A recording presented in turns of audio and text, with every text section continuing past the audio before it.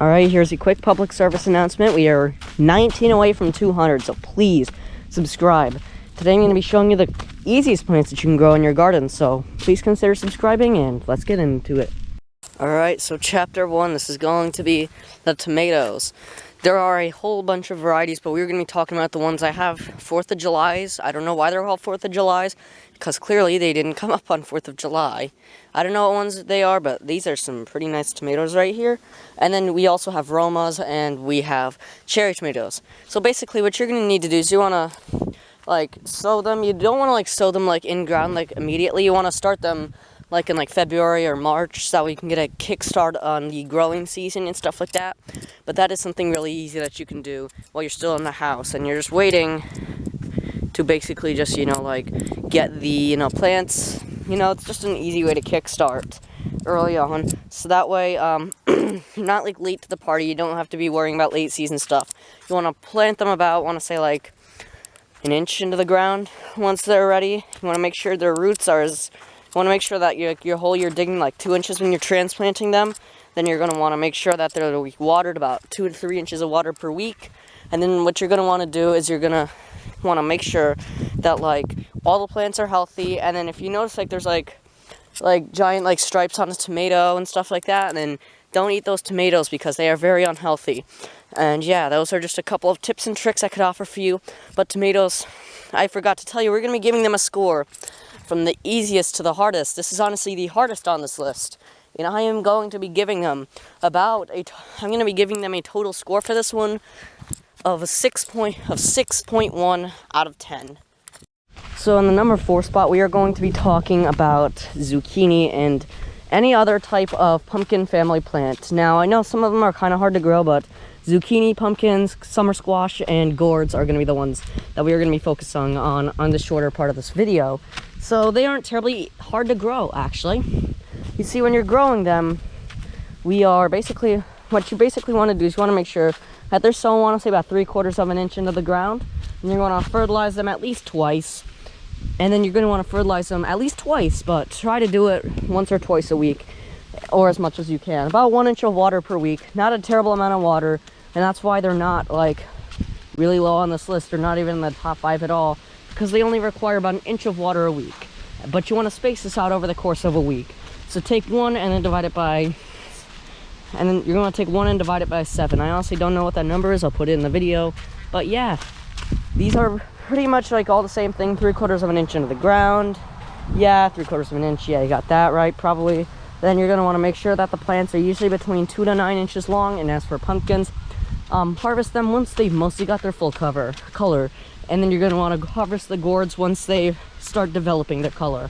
Not when they're just when they're starting to develop their color, when you notice that glisten on them. Now the number 3 spot is Basil, and I completely forgot to give a score for that one, so I'm just going to give them a 7 out of 10. My original score was supposed to be something like 6.5 out of 10, but I'm just rounding it up to 7 or 70%. 61 to 70%, that's a 9% jump. This is Basil that we're going to be talking about. These are fairly easy. You want to sow them, about 3/4 of an inch down in the ground. Again, 2 to 4 inches of water per week, so a little bit more that time. But still nothing terribly excessive. You want to make sure that these little weed covering, I can't talk, oh my god, are in the ground. And then once they're there, once they've got developed leaves, you can actually start harvesting them. So once they're 3 weeks old, from that you can actually start harvesting the leaves. And not only that, but these are really good with tomatoes, so that way you can help stop any possible pest invasion of your garden. Because pests, they will launch a full-scale attack on your tomatoes, and to help prevent some of them, yeah, you're going to want a basil. But there's one tip I will give you about basil, is that you're going to want to, every time you see flowers or little flower pods developing, so this stuff right here, you want to rip that stuff right out. You can feed it to your chickens if you have any, but chickens really don't like them. I'm going to show you the proof as I talk about this. Basil, they're really easy to grow, so I'm going to give them an 8.3 out of 10, or 83%. So it's a not terribly high or not terribly low score. Just remember, there are 2 that are above them. So let's talk about those 2. And number 2 is cucumbers. Yeah, they're a little harder to grow than other plants, but yeah, we're going to be talking about them. 2 to 3 inches of water per week as per usual for a lot of these. This is going to be a repeating thing, 2 to 4 inches of water per week. about, I want to say, like half an inch to an inch, depends on the stuff. Yeah, and you're going to want to harvest them as soon as they start, like, as soon as they're, like, want to say, like, 7 inches long. So, you know, this is one that looks like it's about ready to harvest. Yeah, once we got a good, decent garden size, I will definitely be dropping a harvesting video, probably sometime like late next week or early the week after. So subscribe for that. And then we're gonna make sure, and then these flowers, these cucumber flowers, damn, these look pretty cool. If you look at them, they're pretty nice. Yeah, planting them not terribly hard. Just remember to make sure you use weed covering. I've heard of cucumber beetles and other types of beetles.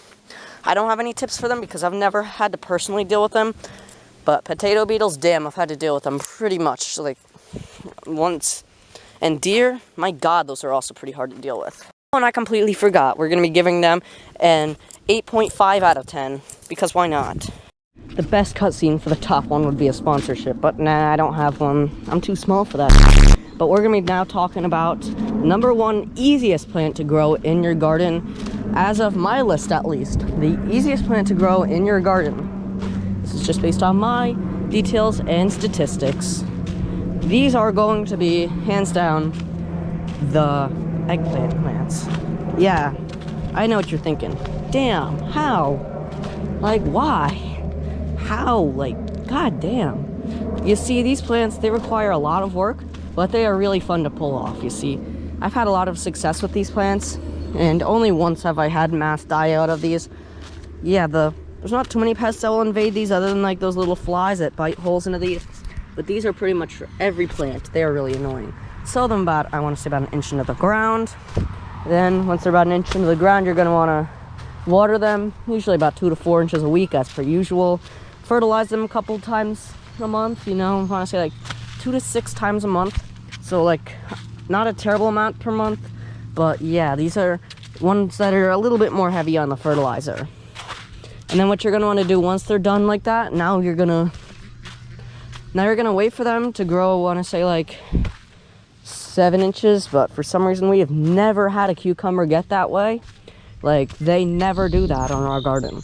That's at least my experience. But if you want to know what the eggplant flowers look like, they look, I saw one right over there.